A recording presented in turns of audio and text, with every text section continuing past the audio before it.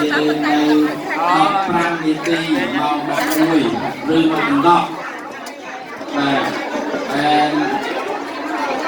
រកបានតាំងចិត្ត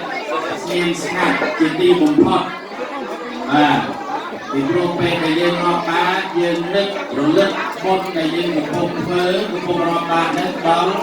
ជីដូនជីតាម៉ែអើយញាតិមិត្តបងប្អូនសាច់សាឡើជិតឆ្ងាយទាំងអស់បាទហើយបានធ្វើការឲ្យគេយ៉ាងទៅដូច្នេះហើយការចិត្តស្ងៀមស្ងាត់ទាំងអស់គ្នាចាំរកបានហើយចាំហេឡូចាំចាក់ចកេះគ្នាបាទអានឹងរបៀបនៃការធ្វើបុណ្យគឺចេញយើងតាមចិត្តដល់គុណបន្តិចទៅរកបានដោយសេចក្តីស្ងប់ហើយនឹករលឹកបុណ្យកុសលដែលយើងបានធ្វើនឹងដល់ញាតិដល់មិត្តដល់សាច់សាឡហេតុញាតិការទាំងអស់ទាំង100ជាន់1000ជាតិពីណាពីណីអីទាំងអស់ហ្នឹងមកដើម្បីបងប្អូនក្នុងគ្នានៅទីនេះដើម្បីជួបមួយកុសលពីកូនចៅគ្រប់ស្អីញាតិមិត្តហើយរកបានណា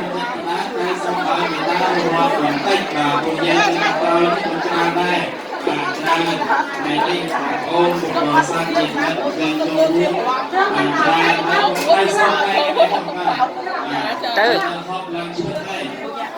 បាទពីនេះរួមមកហើយដាក់កតាដែរហើយខ្ញុំសិនដាក់កតាបានហើយ